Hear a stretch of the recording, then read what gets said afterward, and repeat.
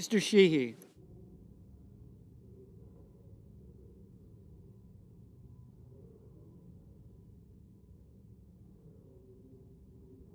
Ms. Slotkin.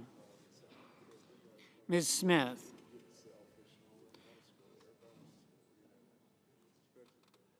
Mr. Sullivan. Mr. Thune. Mr. Tillis. Mr. Tuberville. Mr. Van Hollen. Mr. Warner. Mr. Warnock.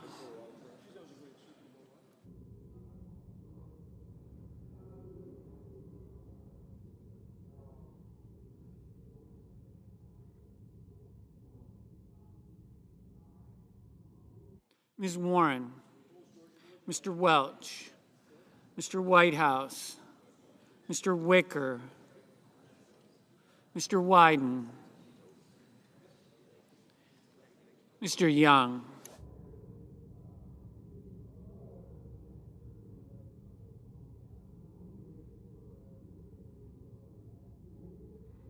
Senators voting in the affirmative: Banks, Barrasso, Blackburn, Britt, Budd, Cassidy, Cotton, Crapo, Curtis, Daines, Grassley, Johnson, Justice, Langford, Moran, Mullen, Risch, Rounds, Schmidt, Scott of South Carolina, Sheehy, Tillis, Tuberville.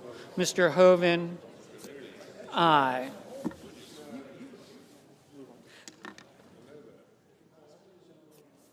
Senators voting in the negative: Also Brooks, Coons, Hassan, Heinrich, Kim, Klobuchar, Lujan, Murray, Peters, Schumer, Shaheen, Van Hollen, Wyden.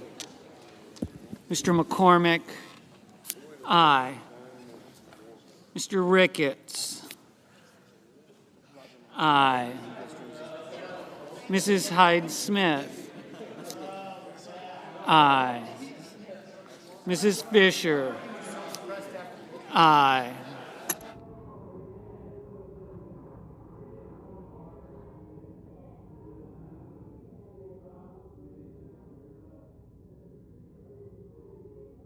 Mr. Schiff, no. Mr. Bozeman, aye. Mr. Schatz, no. Mr. Marshall, aye. Mr. Gallego, no.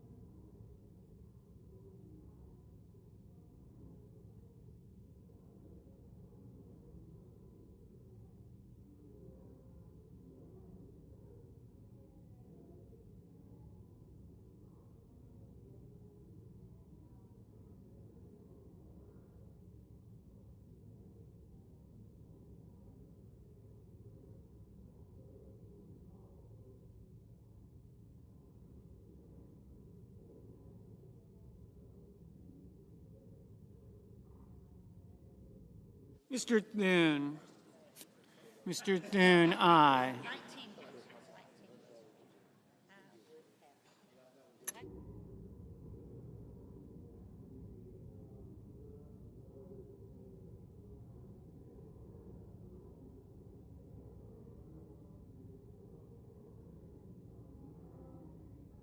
Ms. Duckworth, no. Ms. Ernst, aye. Ms. Collins, aye.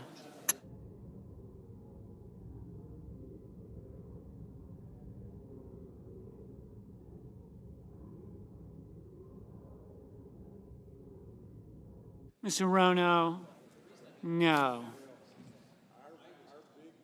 Mr. Merkley, no. Ms. Cortez Masto, no.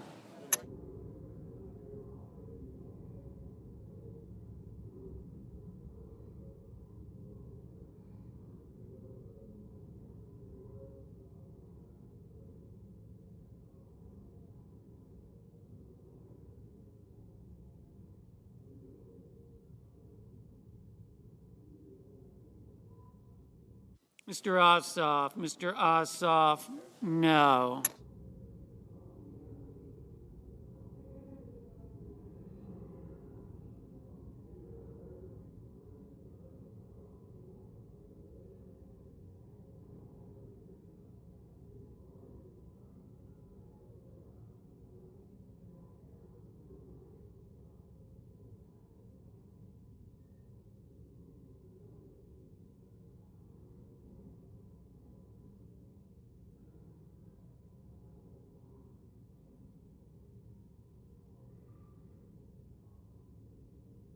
Mr. Welch, no.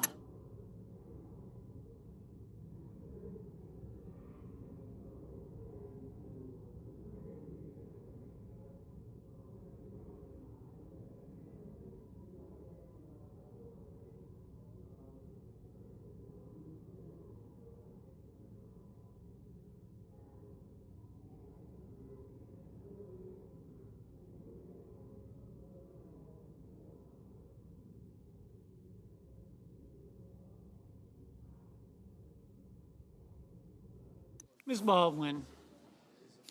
Baldwin, no.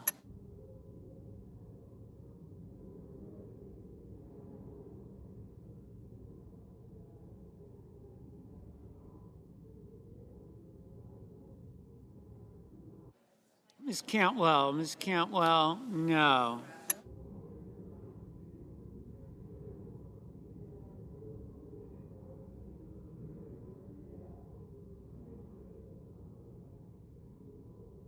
Mr. Kelly,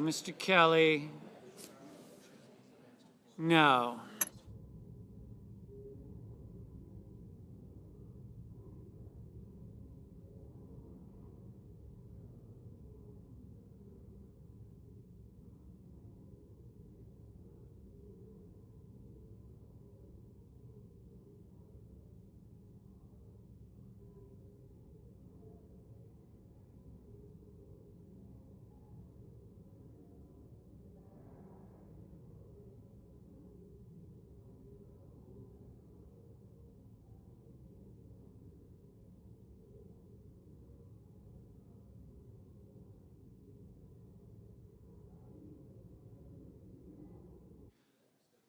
Mr. Graham, aye. Mrs. Moody, aye. Mr. Warner, no. Ms. Lummis, aye.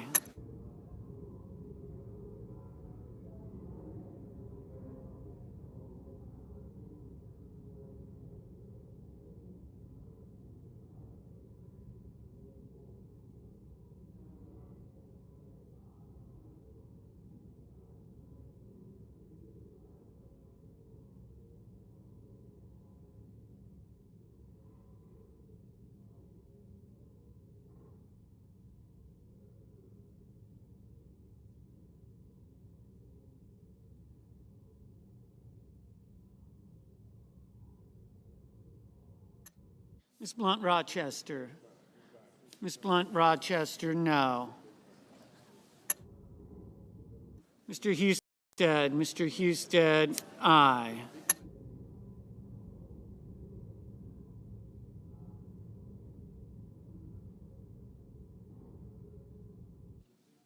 Ms. Slotkin, no.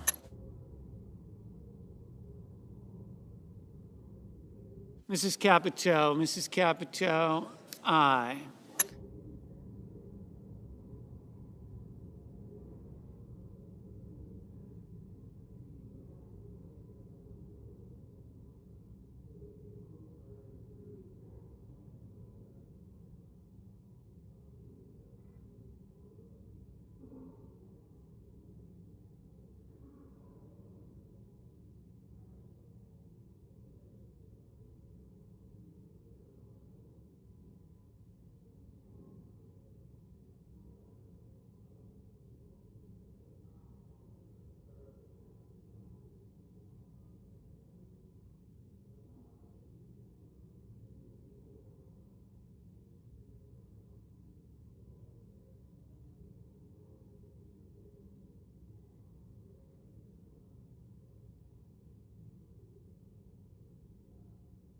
Mr. Murphy, no.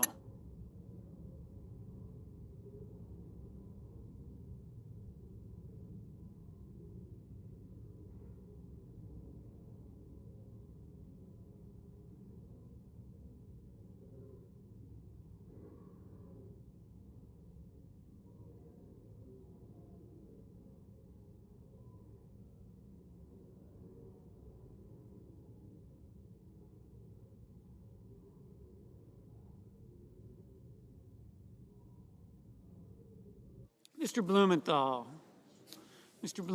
no.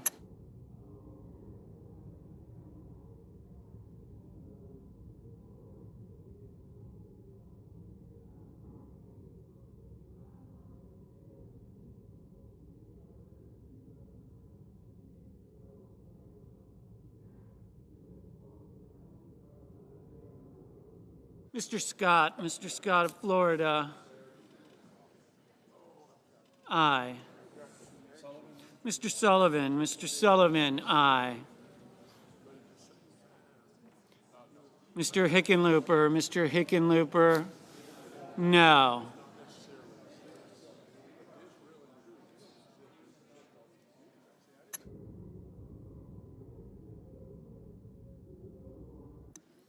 Mr. Sanders, no. Mr. Cornyn, aye.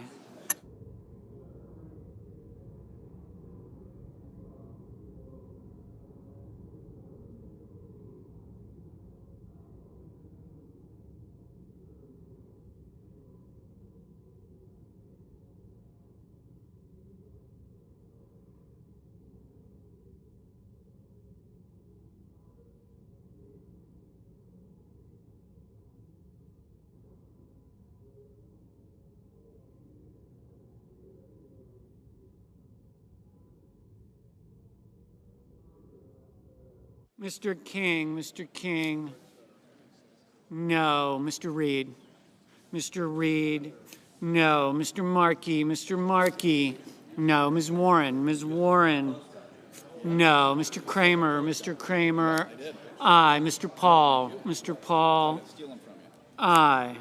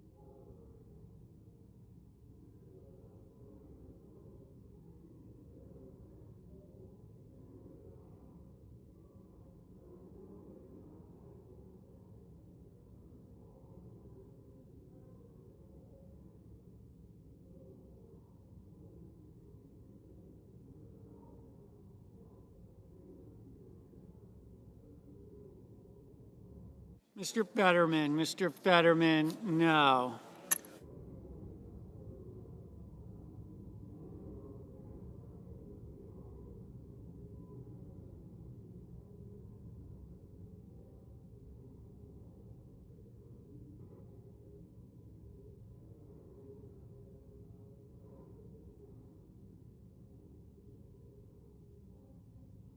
Mr. Wicker, aye.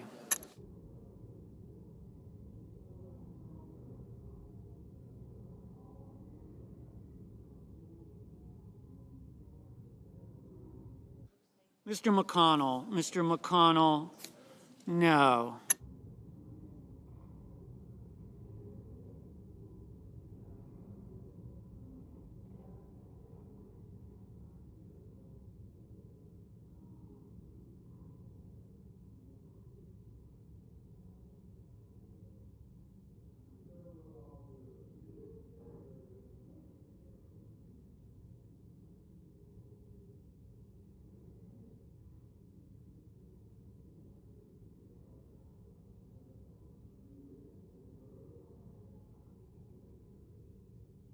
Mr. Moreno, Aye.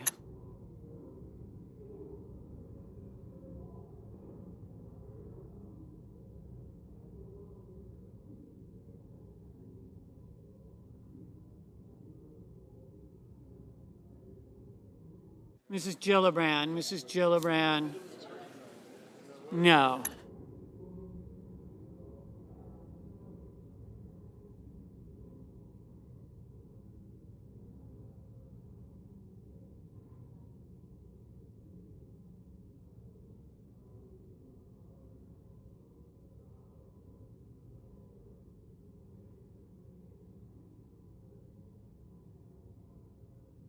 Mr. Whitehouse, Mr. Whitehouse, no.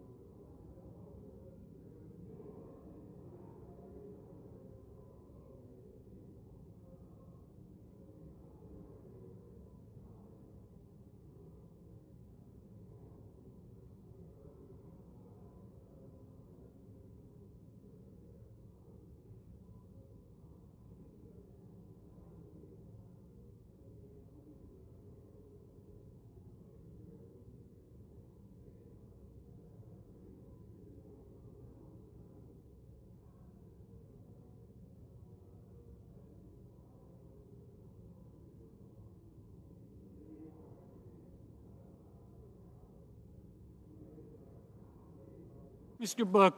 Booker, no.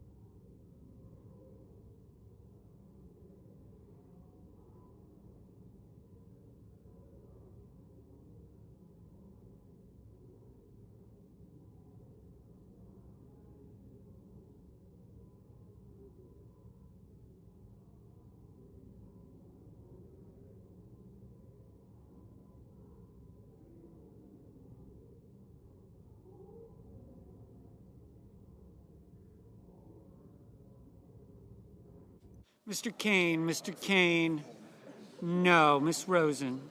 Miss Rosen, no.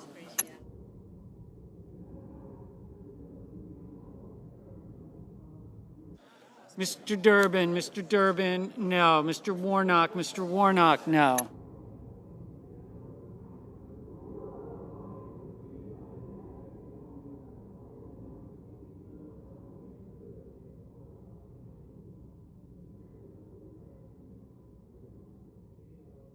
Ms. Smith,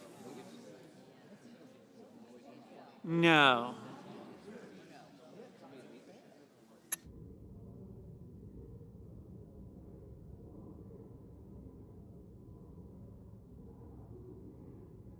Mr. Kennedy, aye.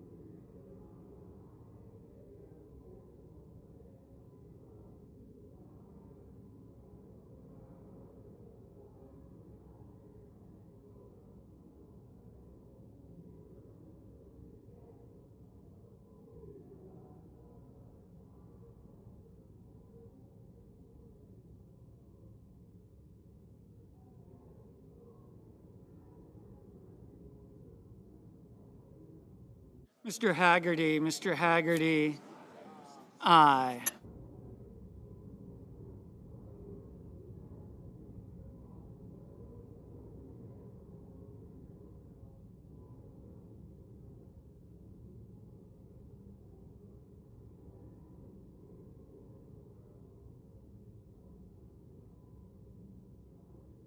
Mr.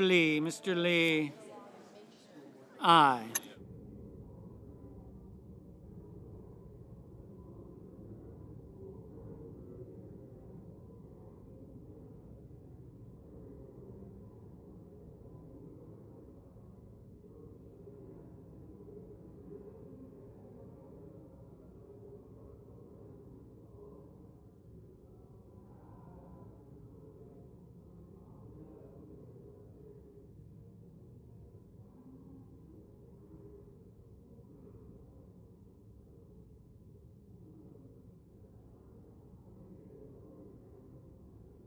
Mr. Cruz, aye.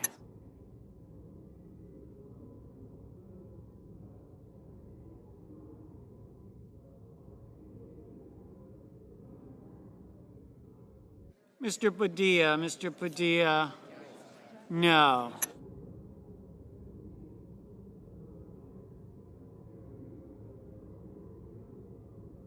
Mr. Young, aye.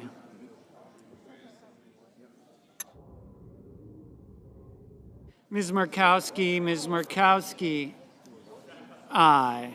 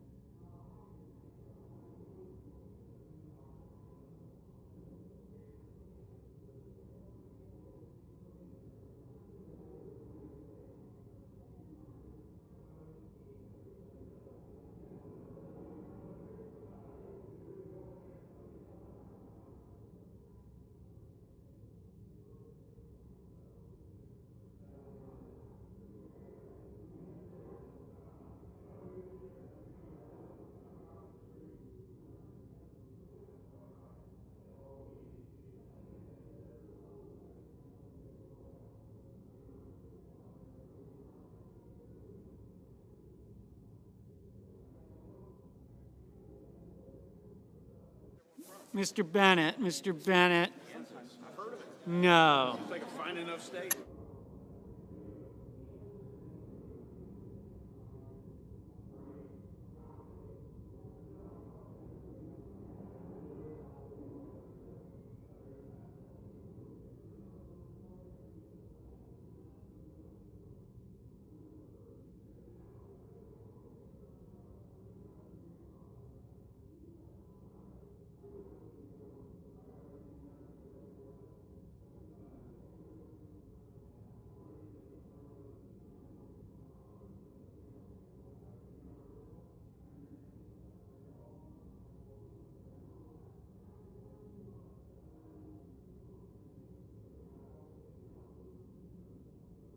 Mr. Hawley, aye.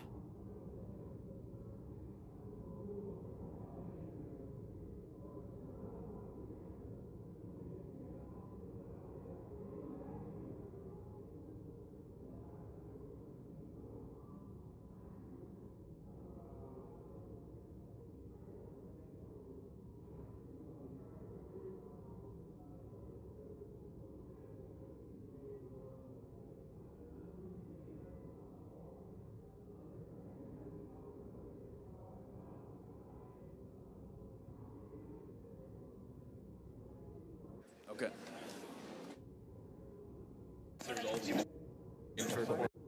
Yeas are 52, nays are 48. Nomination is confirmed. Under the previous order, the motion to reconsider is considered, made, and laid upon the table, and the President will immediately notify of the Senate's actions. Mr. President, I Majority Leader. move to waive the mandatory quorum with respect to the Kennedy nomination. Is there objection? Without objection. The clerk will report the motion to invoke cloture. Cloture motion. We, the undersigned senators, in accordance with the provisions of Rule 22 of the Standing Rules of the Senate, do hereby move to bring to a close debate on the nomination of Robert F. Kennedy, Jr. of California to be Secretary of Health and Human Services, signed by 17 senators. By unanimous consent, the mandatory quorum call has been waived. A quorum is present. The question, what you want to do? The question is it the sense of the Senate that debate on the nomination of Robert F. Kennedy, Jr. of California to be Secretary of Health and Human Services shall be brought to a close? The yeas and nays are mandatory under the rule. The clerk will call the roll. Ms. Alsobrooks, Ms. Baldwin, Mr. Banks, Mr. Barrasso. Aye.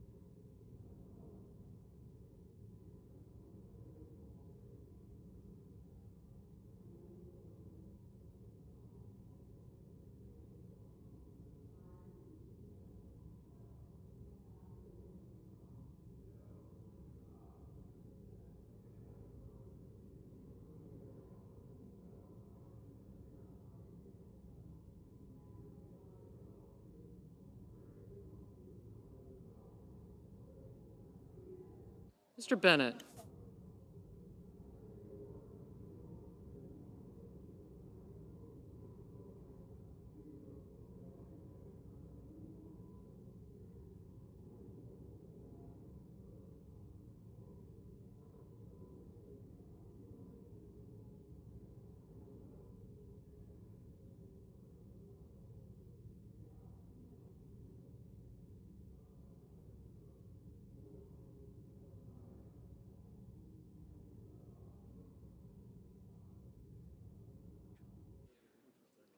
Mrs. Blackburn.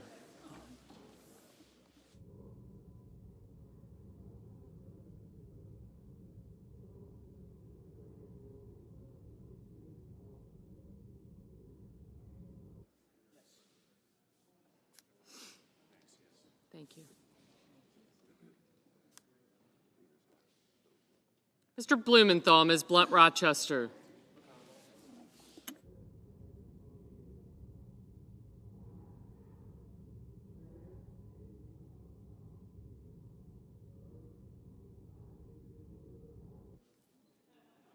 Mr. Booker, Mr. Bozeman, Mrs. Britt, Mr. Budd, Ms. Cantwell, Mrs. Capito, Mr. Cassidy, Ms. Collins, Mr. Coons, Mr. Cornyn, thank you, Ms. Cortez Masto, Mr. Cotton, Mr. Kramer, Mr. Crapo, Mr. Cruz, Mr. Curtis, Mr. Daines, Ms. Duckworth, Mr. Durbin, Ms. Ernst, Mr. Fetterman, Mrs. Fisher, Mr. Gallego, Mrs. Gillibrand, Mr. Graham, Mr. Grassley, Mr. Haggerty, Ms. Hassan, Mr. Hawley,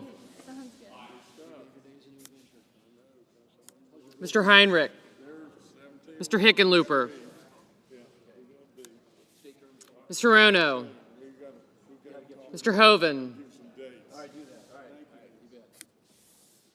Mr. Husted, Mrs. Hyde-Smith. I did not, thank you. Mr. Johnson, Mr. Justice, Mr. Kane. No, yes.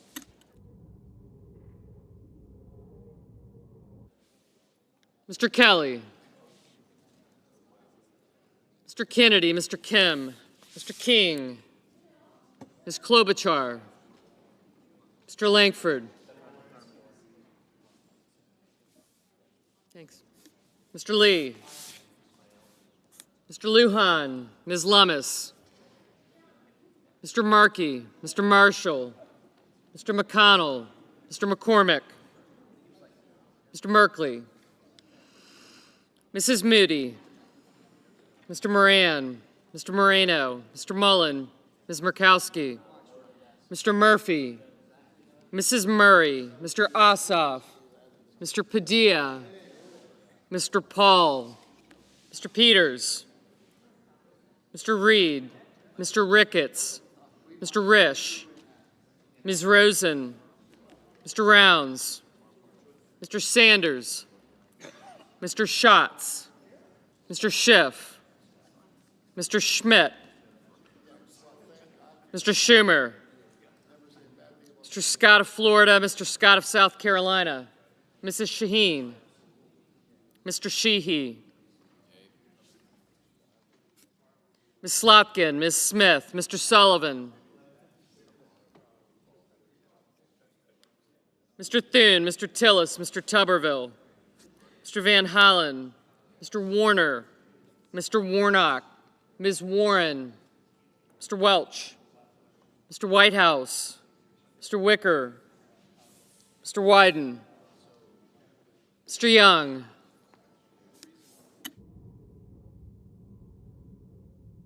Senators voting in the affirmative: Banks, Barrasso, Capito, Kramer, Curtis, Fisher, Haggerty, Hawley, Husted, Justice, Kennedy, Lee, McConnell, McCormick, Moran, Moreno, Mullen, Murkowski, Paul, Ricketts, Scott of Florida, Sheehy, Thune, Tillis, and Tuberville.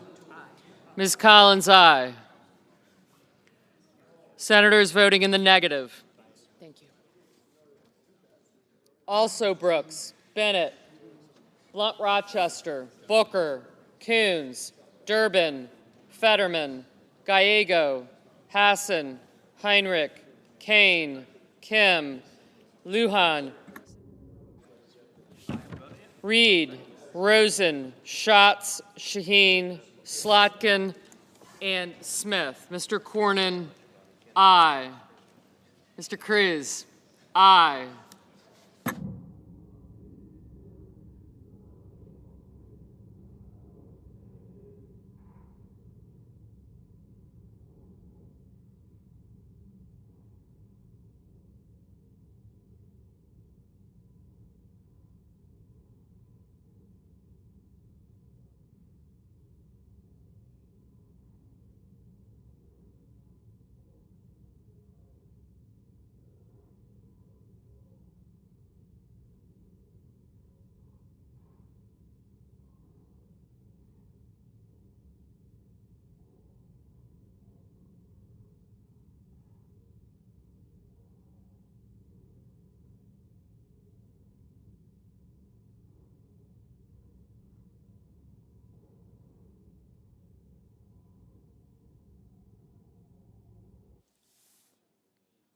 Ms. Duckworth, no.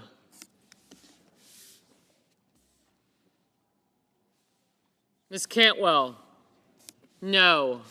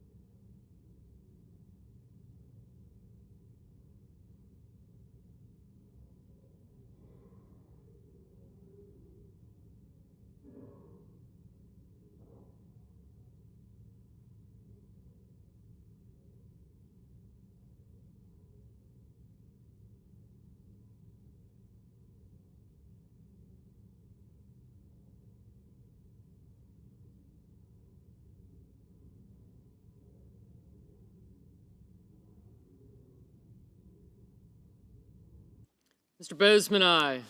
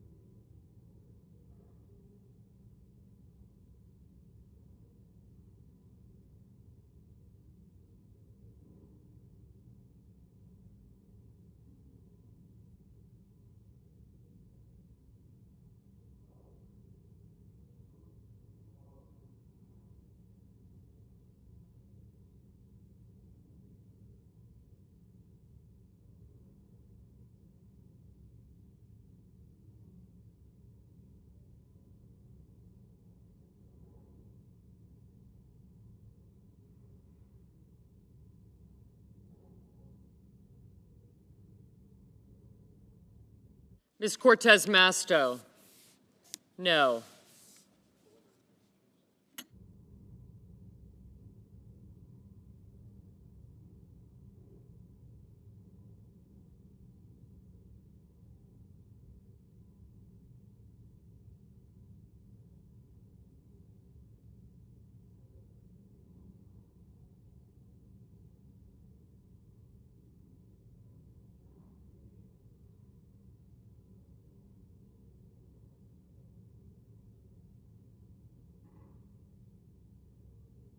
Mr. Peters, no.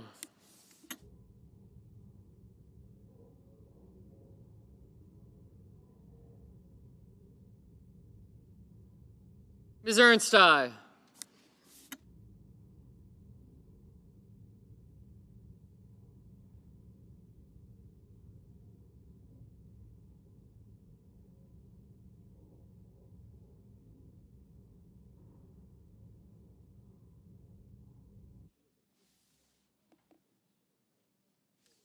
Mr. Johnson, aye.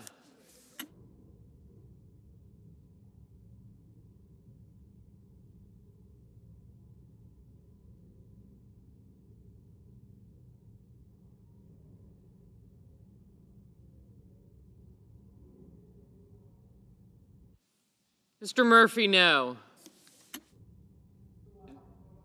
Mr. Wyden, no. Mr. Cotton, aye.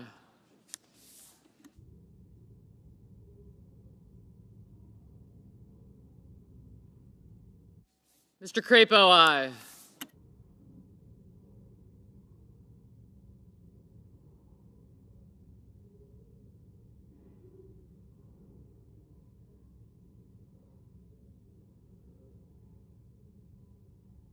Mr. Daines, aye.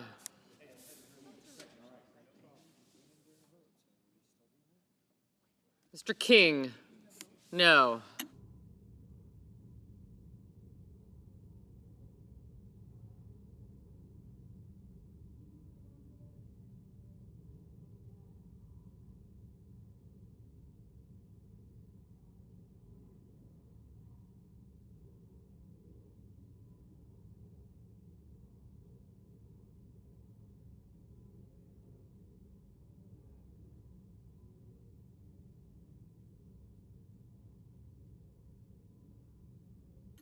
Mr. Hoven, aye. Mrs. Hyde-Smith, aye.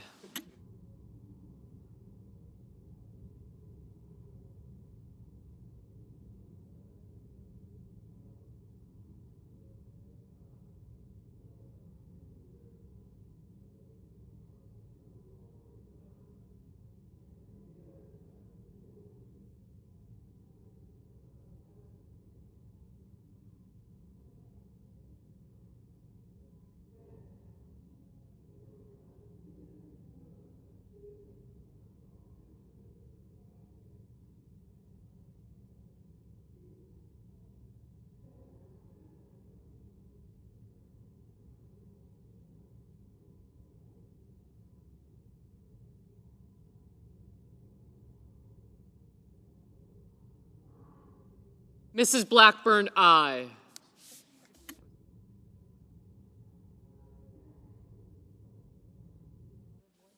Ms. Warren, no.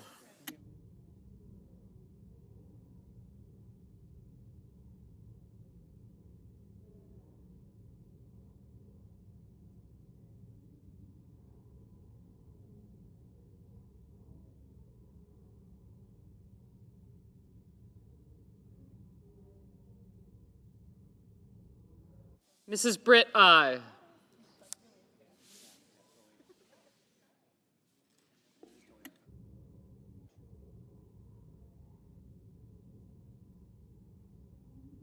Mr. Welch, no.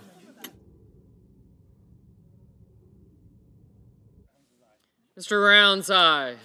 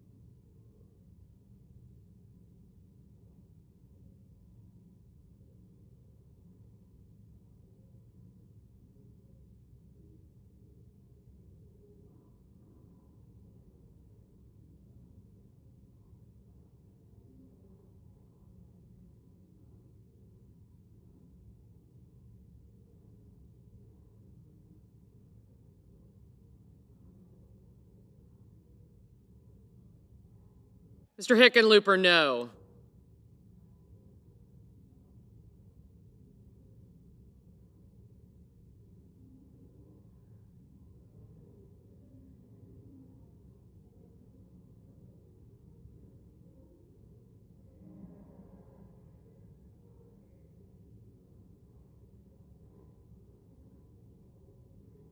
Mr. Kelly, no.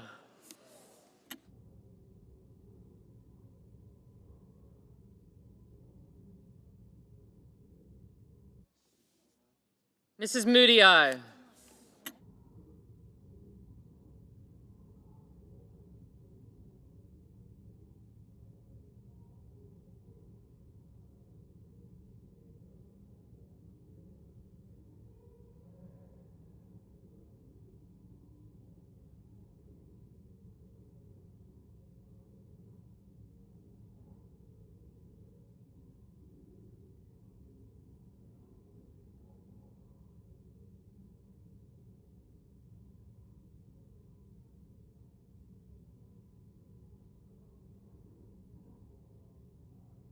Mr. Langford, aye.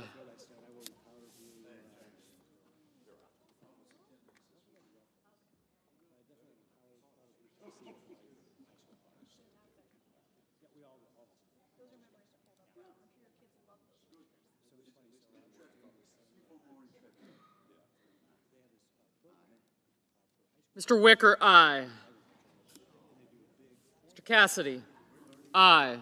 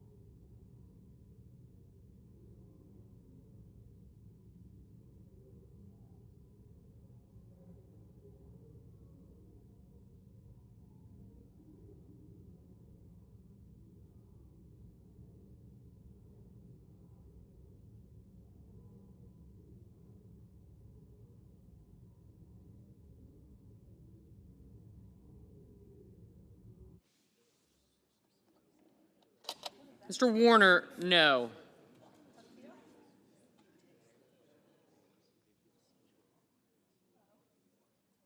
Mr. Sanders, no.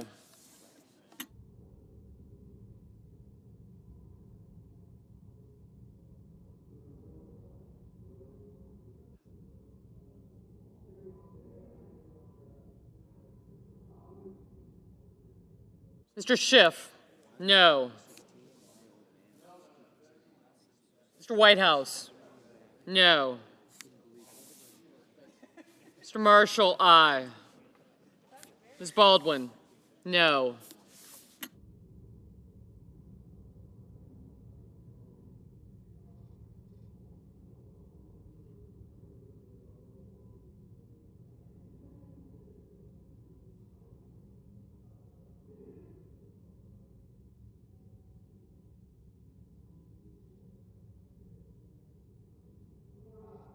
Mr. Warnock, no. Thank you.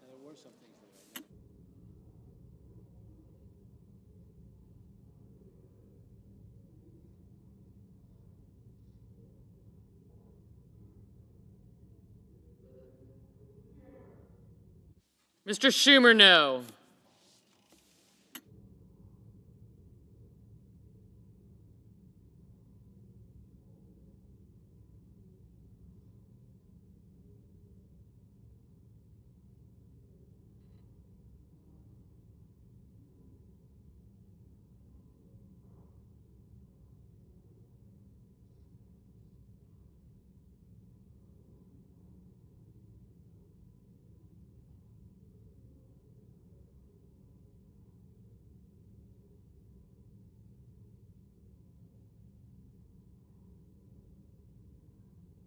Mrs. Murray, no.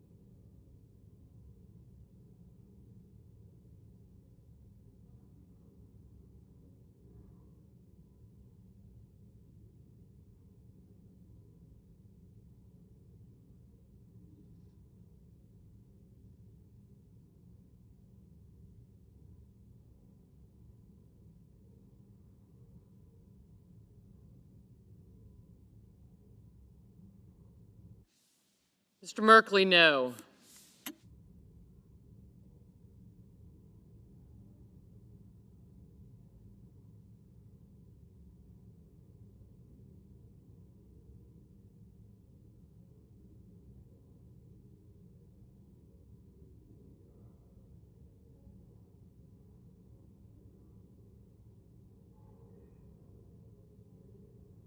Mr. Graham, aye.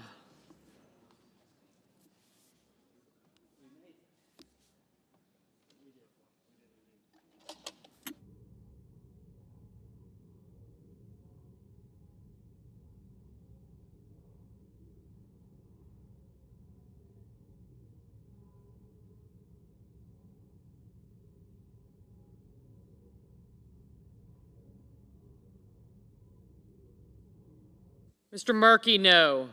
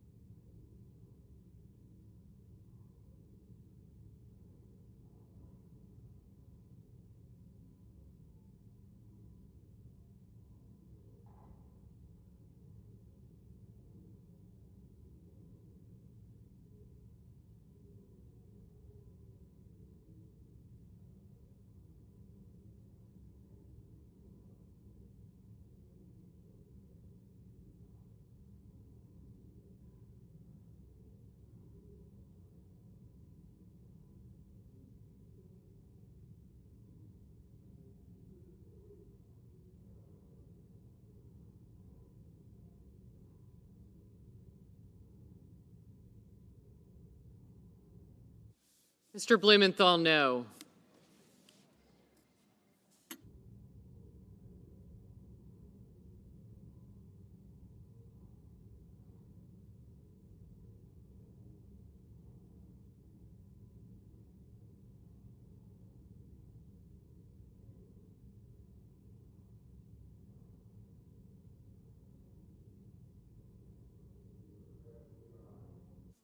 Mr. Grassley, aye.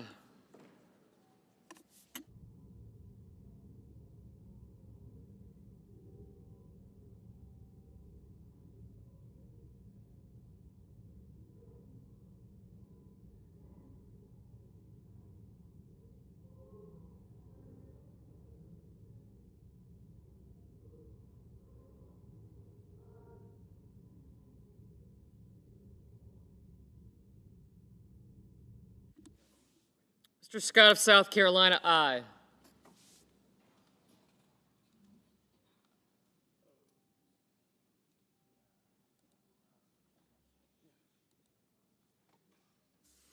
Mr. Ossoff, no.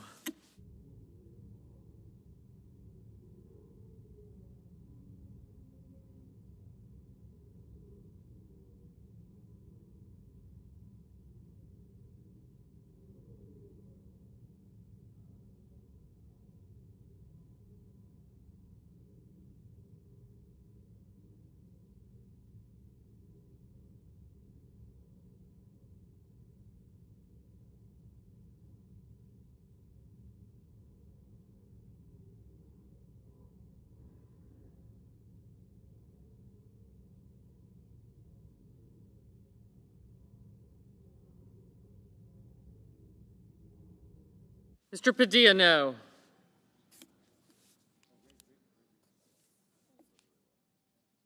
Ms. Klobuchar, no.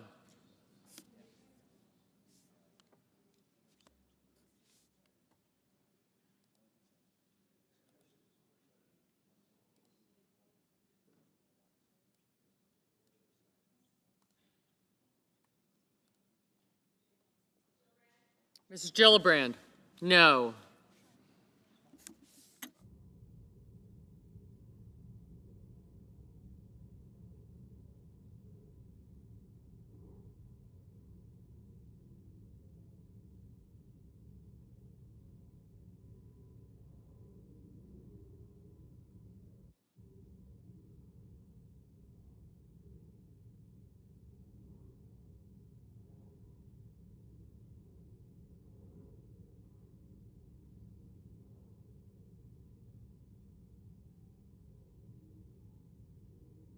Mr. Risch, aye. Mr. Schmidt, aye.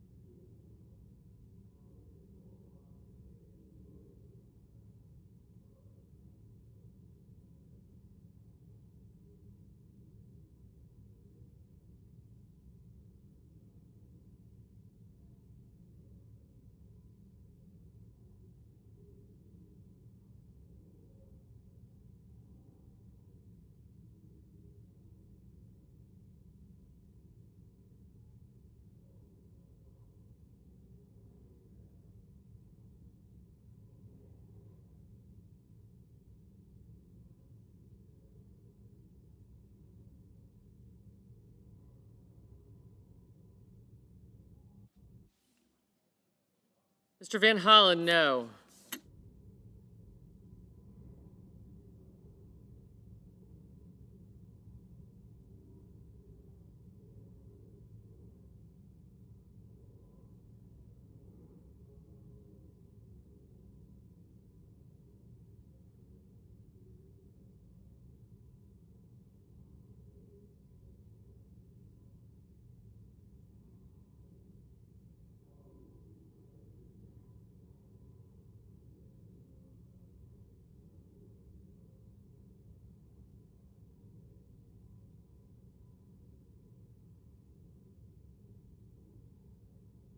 Mr. Budd, aye.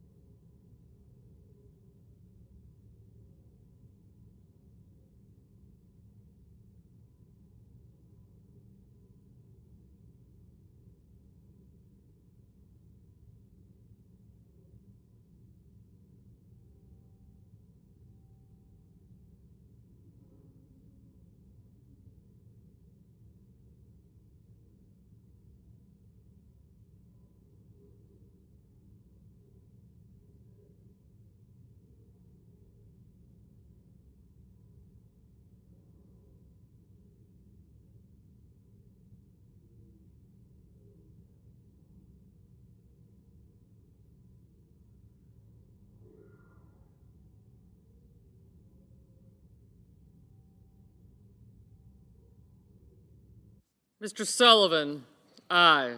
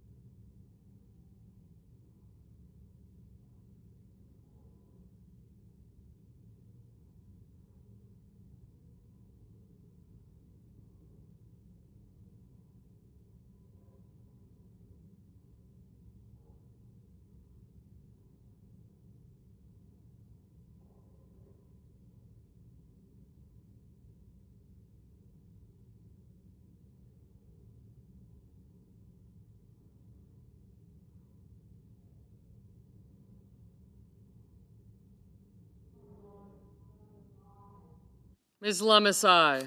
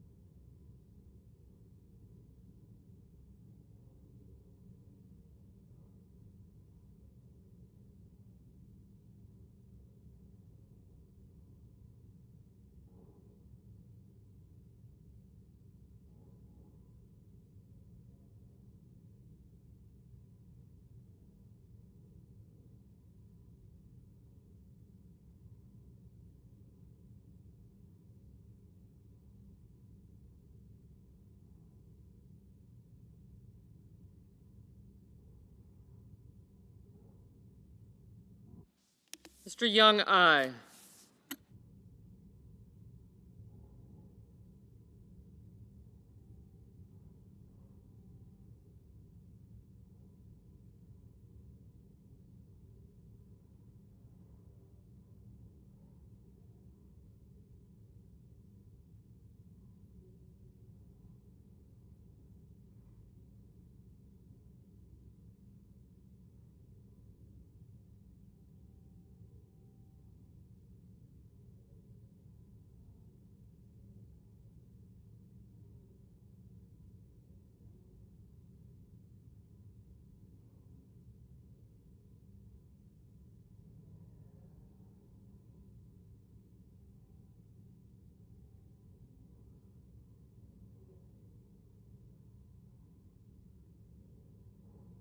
Ms. Hirono, no.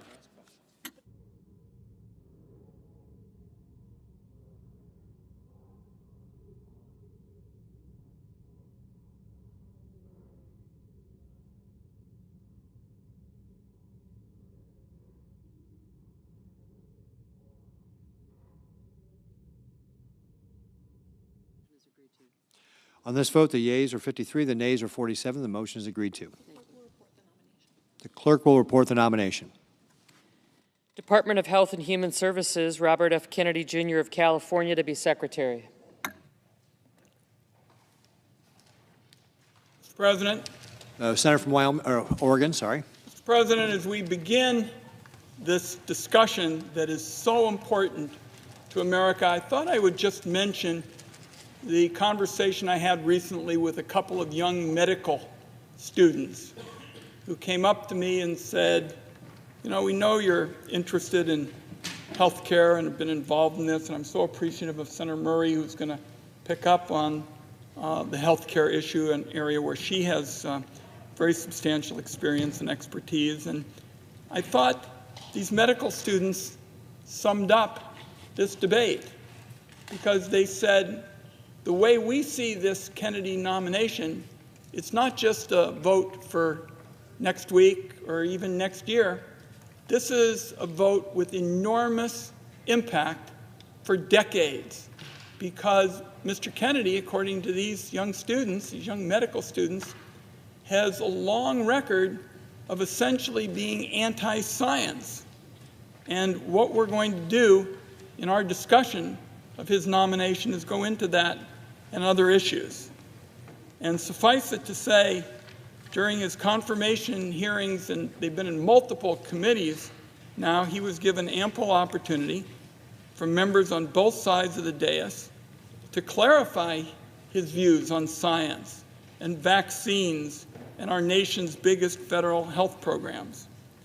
And we're going to, in the hours ahead, touch on each of these and why Mr. Kennedy's failure to demonstrate a basic understanding of these important issues that impact America's health make him a uniquely unqualified nominee to become our nation's chief health care officer. And in beginning my remarks, Mr. President, I wanted to say that ever since my days with the Gray Panthers, I've always felt that health care is the most important issue. If you and your loved ones don't have your health, everything just goes by the board. So that just reinforces what these young medical students were saying about the decision we're going to make in future hours with respect to Mr. Kennedy. And I'm going to start with perhaps the most dangerous aspect of his long history, and that's his embrace and amplification of vaccine conspiracy theories. He's made a lucrative career out of sowing doubt in the minds of parents when it comes to vaccinating their kids. His, quote, nonprofit, the Children's Health Defense, is solely dedicated to peddling these conspiracies. You can even get merch. There are baby onesies, apparently, that read unvaxxed, unafraid, no vax, no problem. He's been the attorney of record on at least 5 cases against drug companies for their vaccines, which he didn't disclose to ethics officials and refused to answer questions about. He also refused to give up his 10% stake in any settlement agreements, instead passing them off to his son. And he refused to recuse himself from taking any actions that might affect his family's financial interest. A vaccine that has become routine for young people about 20 years ago is involved here, and since then, it's successfully cut cervical cancer rates into just a fraction of what they were before the drug came to market. All of this adds up to a future HHS secretary who stands to profit off undermining this vaccine and, as a result, raise cervical cancer rates. To quote my Republican colleague, Senator Cassidy, a physician, Mr. Kennedy is financially vested in finding fault with vaccines. He also played a big role in one of the most deadly measles outbreaks in recent history. In 2019, he traveled to Samoa and used his platform to promote his anti-vax agenda, taking aim at the measles vaccine. The vaccine rate in Samoa plummeted. By 2019, measles had torn through the entire population, making more than 5,700 people sick, and 80 people were killed, most of them young kids.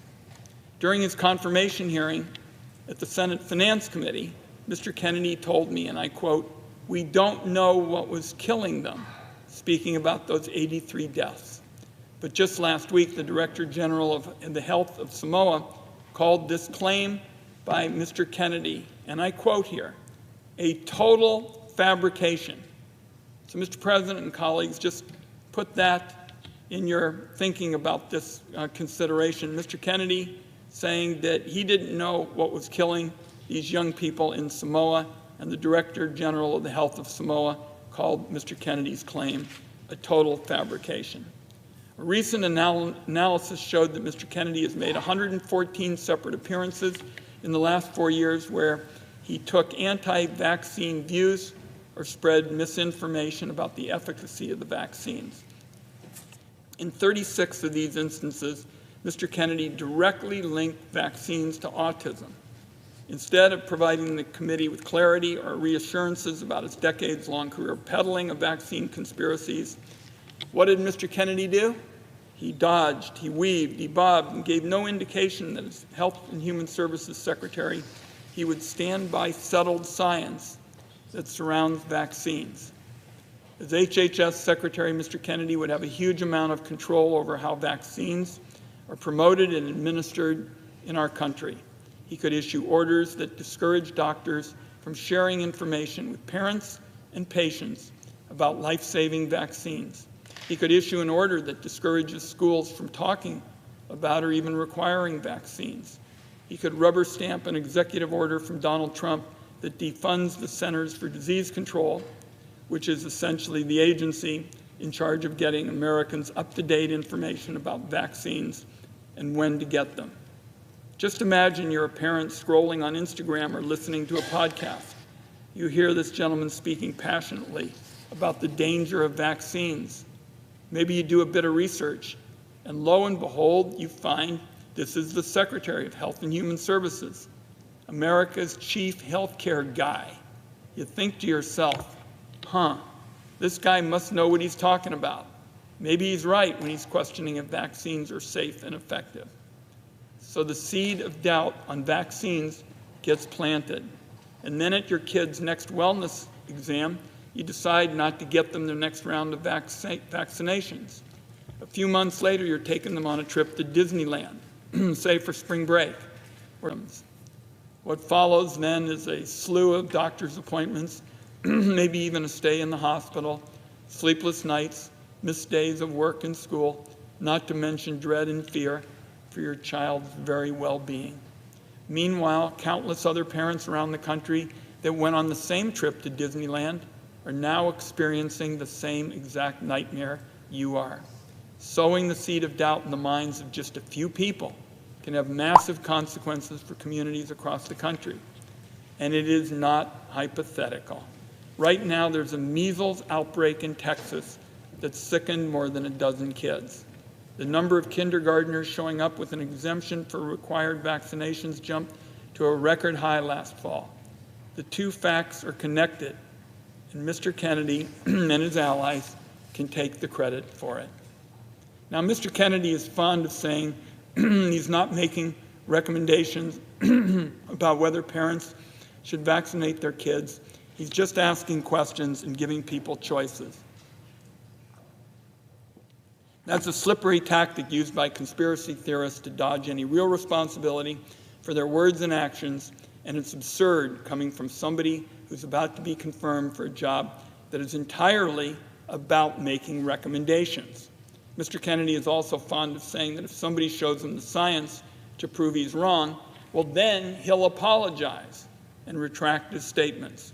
But when somebody does show him the science proves him wrong, he just brushes it aside and basically will not accept it as fact. Once again, to quote my Republican colleague Bill Cassidy directly, to improve the health of Americans or undermine it, always asking for more evidence and never accepting the evidence that's there. That's why Bill Cassidy told Mr. Kennedy he was struggling with his nomination. So even Republicans like Senator Cassidy, someone I work with frequently on the Finance Committee and respect his opinion, he knows how dangerous this guy is. And it is not hyperbole to say that when Mr. Kennedy becomes Health and Human Services Secretary, if he does, and has control over how our government rolls out vaccines or make them available, I believe kids in America will die. And when disease rates for illnesses that have effective vaccines start to rise in states across the country, and hospitalizations and death tolls mount, my Republican colleagues are going to regret voting, if they do, for Mr. Kennedy today or early this morning. And when disease rates for illnesses that have effective vaccines start to rise in states across the country and death tolls, mount, again, we will see Republicans say, this is something that could have been prevented. What else should we have done? Republicans will be responsible for every child that dies as a result of not being vaccinated, because it seems they care more about staying in the good graces of Donald Trump than they do about protecting the lives of kids. Again, this is something they will regret for years to come. Now, before we turn to Senator Murray's remarks, I'd just like to touch on Mr. Kennedy's stance on reproductive choice, an area where Senator Murray has been our leader for years and years in the Senate. In the lead up to and during his failed presidential campaign, Mr. Kennedy repeatedly claimed he supported a woman's right to make her own health care decisions. Less than a year ago, in an Instagram post on June 14th last year, he stated that he supports the emerging consensus in this country that abortion should be legal up to a certain number of weeks. Fast forward to his confirmation again at the Senate Finance Committee a few weeks ago. He was pressed repeatedly by Democrats about his stance on abortion. Instead of clarifying, Mr. Kennedy defaulted to a clearly rehearsed talking point that he repeated over and over again. Quote, I agree with President Trump. Every abortion is a tragedy. While that answer doesn't give us much clarity, it's certainly telling. Mr. Kennedy has a long history of changing his stance on health care issue after health care issue to whatever position benefits him at the moment. As long as it earns him power or it earns him a paycheck, as far as I can tell, Mr. Kennedy will believe, or at least pretend to believe, whatever you want him to. He's willing to give up his principles and all of his beliefs that women and mothers are better equipped to make their own health care decisions than politicians. And it's all about, as we've talked about on this floor, staying in Donald Trump's orbit of power. While Mr. Kennedy recites rehearsed talking points on the subject, this is an issue that has had real, deadly consequences for women, as Senator Murray has said again and again. Donald Trump spent his first term packing the Supreme Court with right-wing extremists willing to rip away the reproductive freedoms guaranteed to us under Roe versus Wade. In the wake of the Supreme Court's gutting Roe, millions of women living in red states have had their reproductive freedoms ripped away from them, all due to Donald Trump. In the years since the overturn of Roe, there have been countless headlines about the consequences of these abortion bans. Women bleeding out in parking lots or in emergency rooms because they were denied care. Women becoming infertile and losing their ability to have kids in the future because they couldn't get care. And in the very worst cases, women dying. So it should horrify every American that we don't actually know where Mr. Kennedy stands. The man who could become our nation's chief health care officer, we don't know where he stands on reproductive health, short of perhaps just saying he's a yes man for anything Donald Trump tells him to do. So I think at this point, Mr. President, I want to yield the floor to my friend and colleague from Washington State, because she knows so much about the challenge of ensuring that women's reproductive health services are being protected. And as Secretary of Health and Human Services, Mr. Kennedy could do so much damage to the well-being and health of women, and I'm very pleased to be able to yield the floor to her to discuss that and other pressing issues. Mr. President. Senator from Washington. Thank you, Mr. President, and thank you to my colleague from Oregon who has very clearly stated why this nominee is not someone who should be holding the title of Secretary of Health and Human Services, and I appreciate all of his work on this and his wise words. I hope everyone heeds them. Mr. President, the American people are watching now with alarm because the vast majority of people know vaccines are safe, they're effective, they are life-saving. But we are now on the verge of confirming as our nation's highest health official, a man who has spent considerable time, money, and effort undermining that basic fact. A man who has abused his platform by refusing to acknowledge the well-established science that shows that vaccines are not linked to autism. Fear about that point, fueled by RFK Jr. and others peddling misinformation, is a leading reason that parents do not get their kids vaccinated against preventable, dangerous diseases. That is why elevating a man like RFK Jr. to lead HHS would be so dangerous. Just giving him any platform to spread vaccine doubt is dangerous, but to give him one of the biggest megaphones in the world, it is truly shameful that we even are debating this. My colleagues should know better. They actually do know better. They are looking the other way. They are choosing to pretend like it is in any way believable that RFK Jr. won't use his new power to do exactly the thing he has been trying to do for decades, undermine vaccines. Never mind the fact that CDC has already modified web pages with information about vaccines and other vital public health information, which a federal judge has now ordered the Trump administration to restore it. Never mind that the Trump administration is also reportedly planning widespread and significant layoffs at CDC and across HHS. This is how RFK Jr. substitutes his own beliefs for science. So when the vaccine conspiracy starts swirling and RFK Jr. turns HHS into ground zero for misinformation, I had no idea it is not going to be an excuse for confirming him, because at the Health Committee hearing, the chair pressed him repeatedly about the debunked claim that vaccines cause autism. And when RFK Jr. said he needed to see the evidence, he was shown the evidence. But to no one's surprise, he did not keep his word, admit he'd been wrong, and spread the good news that vaccines do not cause autism. He's had 2 weeks since that hearing to look at the same settled science as everyone else. Crickets. But he won't hesitate to quote the latest anti-vax conspiracy. He's totally up to speed on that front. Are my colleagues really buying this guy will take an impartial look at the science? If you think RFK Jr. will change who he is, you are lying to yourself. He has given no evidence to suggest that and all the evidence in the world to the contrary. Given his long and growing track record, we cannot just pretend if RFK Jr. finally gets power to undermine vaccines, a cause he has dedicated a considerable amount of time and effort to, that he'll just give up. That is not believable. And I know I've been talking a lot about vaccines because it is so obviously alarming. But the responsibility he would have goes far beyond that. So let's break some of this down. Both the ways he could undermine vaccines as HHS secretary and the other responsibilities that would be at stake. To start with, the CDC is under HHS. That means that the secretary directly appoints people to CDC's Vaccine Advisory Board. That board is responsible for making recommendations about vaccines, and it is those recommendations that determine whether or not certain vaccines have to be covered by insurance.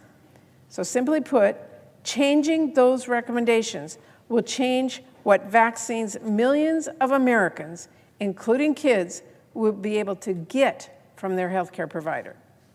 If he is confirmed, there would be nothing stopping RFK Jr. from firing the entire board and replacing them all with vaccine skeptics. After all, he has said many times and in many ways, he thinks CDC is corrupt and bought by pharma, as usual, by the way, without any evidence. RFK Jr. would also oversee the Food and Drug Administration. That is another agency he has repeatedly tried to discredit and attack, where he says he plans to fire hundreds of scientists on day one, and an agency that plays the crucial role of making sure our drugs and our treatments, including vaccines, are safe and effective when we purchase them. Not only would Mr. Kennedy have a key perch from which he would undermine vaccines on a scale like never seen before, he could also use that platform to peddle quack treatments, no basis in science. And personal attorneys. RFK Jr. would also have jurisdiction over NIH. Have reacted if a Democratic president installed his own personal criminal defense attorneys as Attorney General, as Deputy Attorney General, as Principal Associate Deputy Attorney General. I know Senator Blumenthal raised questions about conflicts of interest earlier and how you would serve if your understanding of the law differed from what President Trump desired from you and the Department of Justice. This topic came up when now Attorney General Bondi was with us for her confirmation hearing. And when asked what she would do if a conflict of interest arose with respect to her previous representation of President Trump, and in that hearing, she repeatedly said that she would follow Department of Justice protocol. Now, in case you're not familiar, let me share with you that protocol would be to then have the Deputy Attorney General to step into her place. Except if you're confirmed, that wouldn't be the case because you've served President Trump in a personal capacity as well. And your deputy would also be in that conflict scenario. So can you tell me just how far down the line under President Trump's Department of Justice do we have to go until we have someone who isn't conflicted because they served as the president's personal attorney? Well, respectfully, Senator, I don't agree with the premise that the same conflicts that apply to me will apply to Attorney General Bondi. I don't believe she was ever his personal attorney. I know she represented him in the past administration, and I agree with what General Bondi said. There are very smart people at the department that will make sure that we are doing the right thing when it comes to recusals, but I don't think it has to go very far down. Last question. I know my time is just about up. It's a yes or no. Are you aware of any administration history with a similar degree of cascading conflicts of interest, real or perceived? I don't think there's cascading conflicts of interest in this administration. Thank you. Thank you, Mr. Chair. Senator Brett, first, just a comment about this business of IGs, because I am in the middle of it. I'd just like to remind people that when I complained about the firing of IGs in the previous administration, I didn't get any help from the Democrats on that. I have a letter in with Senator Durbin in a bipartisan way to try to get some answers on this issue and make the point that the law isn't being abided by. Also, before I call on Senator Brett, I'd like to enter into the record a letter from over 100 alumni of the Southern District of New York who worked alongside Mr. Blanche and know him best. The people who signed this letter, quote, cover the gamut of intellectual, political, and legal ideologies, end of quote, and then further quote, Todd's experience, character, intellect, openness to dialogue, and long-standing love of and belief in the mission of DOJ make him eminently qualified to serve as Deputy Attorney General. As a Southern District AUSA and supervisor, Todd embodied those virtues and understood how essential they are to the administration of justice. Without objection, this will be included. No objection. Go ahead, Senator Brett. Thank you so much, Mr. Chairman. I do want to add to the list of things that Senator Blackburn pointed out that my colleagues on the other side of the aisle failed to point out in the last 4 years. I mean, you had President Biden who said, the Supreme Court, this is a quote, tried to block me from relieving student loan, but they didn't stop me. I'm going to keep going. I just relieved student debt for over 5 million Americans after the Supreme Court had said something totally different.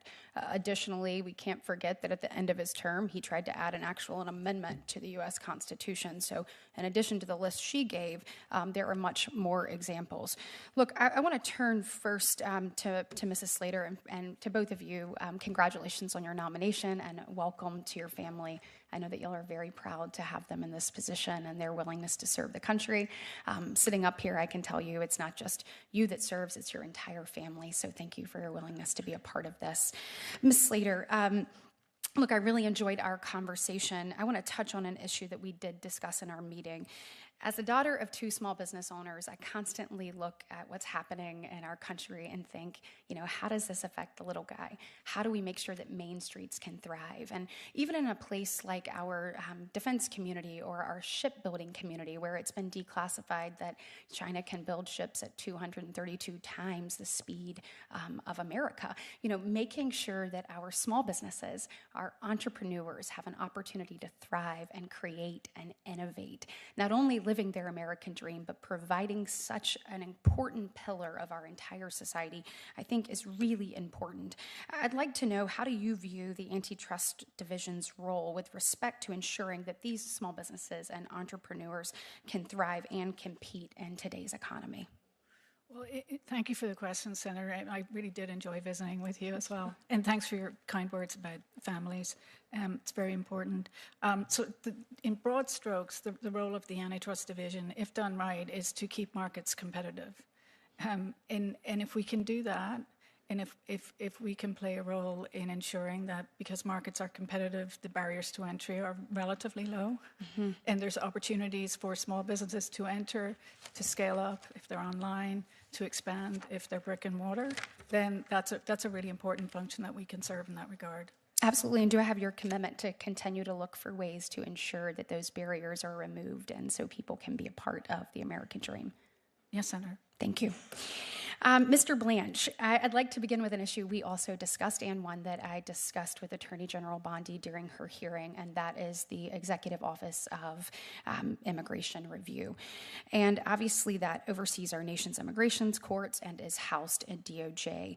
As I mentioned during Attorney General Bondi's hearing, during the Biden administration, the court backlog grew from 1.4 million in FY21 all the way to 3.5 million in FY24. During the Biden administration, there seemed to be a kind of sort of a culture that was fostered of just not completing cases. And I say that because if you look at the numbers from FY21 to FY24, immigration judges failed to adjudicate over 340,000 asylum claims. And I want to put that in perspective for you. If you take the previous